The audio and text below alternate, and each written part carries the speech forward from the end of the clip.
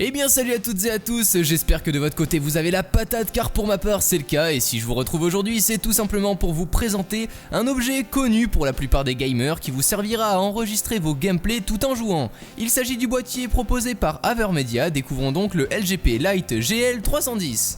Ce boîtier étant petit sera livré dans une boîte que l'on pourra facilement transporter, le design du packaging quant à lui est toujours au rendez-vous chez Avermedia. Nous aurons de fourni un câble USB 2.0 ainsi qu'un petit manuel nous expliquant les différents branchements ainsi qu'une redirection vers le site internet officiel pour que l'on puisse télécharger le logiciel ainsi que le driver bien évidemment gratuitement.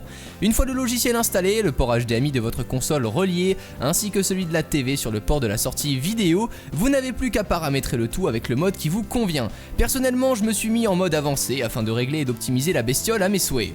Nous retrouverons sur ce boîtier un port USB afin de le relier et de l'alimenter grâce au PC, deux ports HDMI, un pour faire rentrer la source vidéo et un second pour la faire sortir vers un affichage. Nous aurons également, si vous souhaitez faire passer le son directement par un jack mâle, deux ports encore une fois, entrée et sortie. Mais que vois-je? Eh bien non, à mon grand regret, aucune entrée USB de disponible afin d'enregistrer directement nos captures sur une clé. Prévoyez donc un PC à vos côtés, qu'il soit sous Windows ou OS X pour pouvoir vous en servir. A noter également qu'un USB 2.0 et non 3.0 est embarqué, mais sachant qu'au niveau de la résolution nous ne dépasserons pas le 1080p à 30 images par seconde lors de nos enregistrements, je ne pense pas que le 3.0 aurait changé grand chose.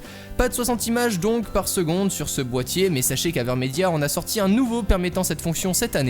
A noter tout de même qu'il faudra débourser 190 € environ pour pouvoir se le payer, contrairement à celui-ci qui est proposé dans les 90 €. Un bouton est disponible sur le dessus du boîtier pour lancer le logiciel directement ou lancer l'enregistrement dès que celui-ci est actionné suivant les paramètres que vous lui aurez définis. Il est design plutôt chic et discret, compact également, mais au niveau de l'ergonomie, le fait qu'une machine doit être à ses côtés pour fonctionner, ce n'est pas encore ça.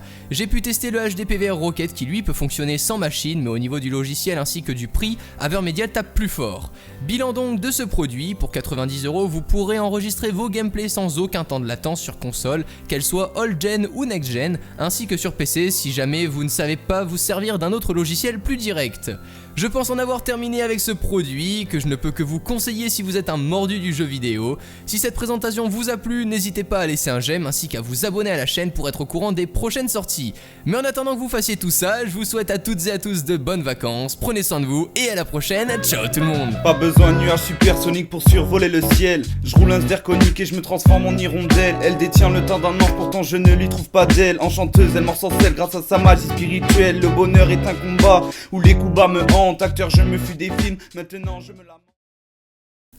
Enregistrement complet toujours donc pour le bon plan du geek et Tech News et Test boîtier Avermedia.